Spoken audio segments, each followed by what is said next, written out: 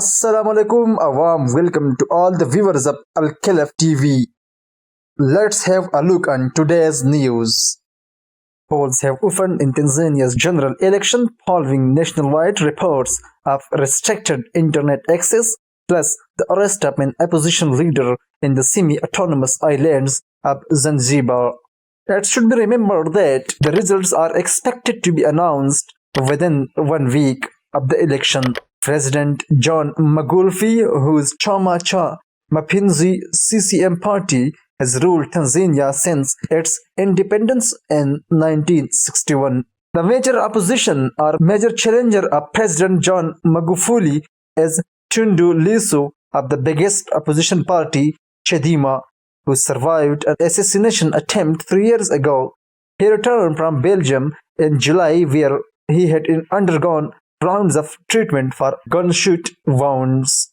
Now, let's have a look at the Afghanistan blast. Surviving in Afghanistan after a week. This is the documentary of Hussein Heydari. It took Hussein Heydari 3 hours, and by the time he found his wife's cousin, Latif Sarwari, he had seen too many lifeless faces. Latif was 20 years old, and in the 12th grade of high school, he dreamed of being a doctor. Like many of his classmates, he had moved to Kabul 3 months ago to prepare for the university entrance exams. On Saturday afternoon, Latif left the Kausari Danish Tutoring Center in the city after his usual daily 4-hour class and died moments later in a suicide bombing that killed 25 people and filled the street with dust and smoke. A huge Bangladeshi rally calls for boycott of French products. Tens of thousands of people have marched through the Bangladeshi capital Dhaka, demanding a boycott of French goods amid a row over France's tighter stance on radical Islam. The news is from Bangladesh. The people turned out and made a huge protest against the President Macron of France. They banned in effigy President Emmanuel Macron, who has dependent cartoons of the Prophet, peace be upon him.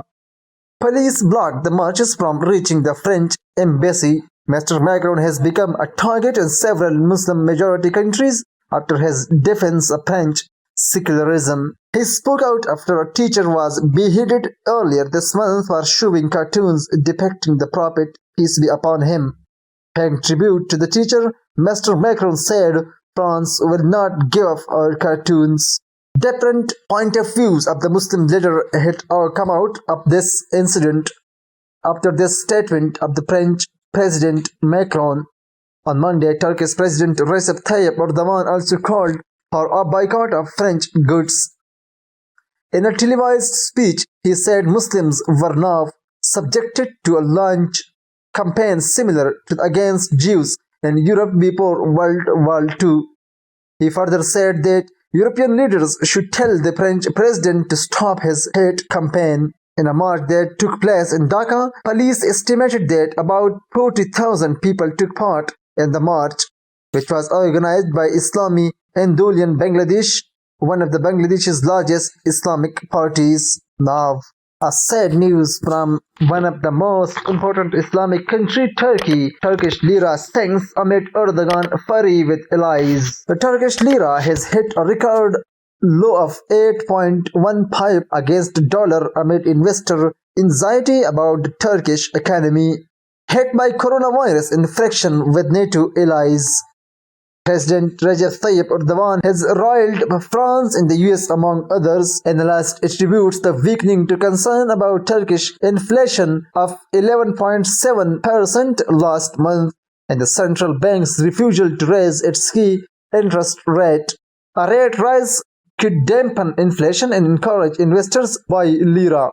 President Recep Tayyip Erdogan's regional muscles flexing in Libya, Syria, around Cyprus, and in the Caucasus, his disconcerted investors market analyst says. Now, let's come to India. United States and India 2+2 crucial defense deal has been signed. India and the United States have signed a military agreement on sharing sensitive satellite data amid Delhi's tense border standoff with Beijing. Access to such data is considered vital for hitting missiles, drones, and other targets with precision. The deal was announced after the annual 2+2 high-level talks in Delhi on Tuesday. Experts says that the strengthening of India's United States ties is amid it countering China's influence in the region. United States Defense Secretary Mark Esper held talks with his Indian counterpart Rajnath Singh. US Secretary of State Mike Pompeo also met Indian Foreign Minister S. Jaishankar. Polls open in Tanzania's general election. Polls have opened in Tanzania's general election following nationwide reports of restricted internet access. At least 3 dead, including a children, after boat sinks off French coast. At least 3 people have died, including children, after a boat capsized in French waters while trying to reach the United Kingdom. Human rights monitoring group Channel Rescue said in a statement on Tuesday. The French Regional Rescue and Surveillance Operational Center said the boat had been carrying migrants from Dunkirk, a commune on the French coast near Calais in northern France. Survivors who were pulled up from the water have been taken into hospital for treatment in Calais in Dunkirk. Now let's move to Japan. The conflict between Japan and China both claim these islands as their own. The US come into force and says that United States is showing Tokyo how it can help defend them. Tens of thousands of US and Japanese troops will begin a massive islands landing exercise in the Pacific this week as a part of joint military operations, seen as a warning to China that Washington backs Tokyo over Beijing's claim to Japanese-controlled islands.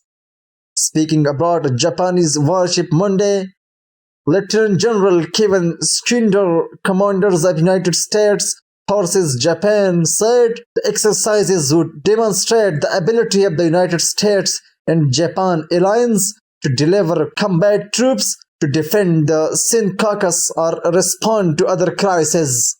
Both Tokyo and Beijing claim the Senkaku Islands, known as the Dioceses in China, as their own, but Japan has administered them since 1972. Tensions over the uninhabited rocky chain 1,200 miles southwest of Tokyo have simmered for years, and with claims over them dating back centuries, neither Japan nor China is likely to back down. Chinese vessels have been spending record amounts of time in the waters around the islands this year, drawing condemnation from Tokyo. The United States-Japan exercises named Kingsword 21 have been held biennially for more than 30 years. This year's exercises run through November 5th. This is all from around the world. Thank you for watching Al-Khalif TV and be with us for more important news from the world. Allah Hafiz.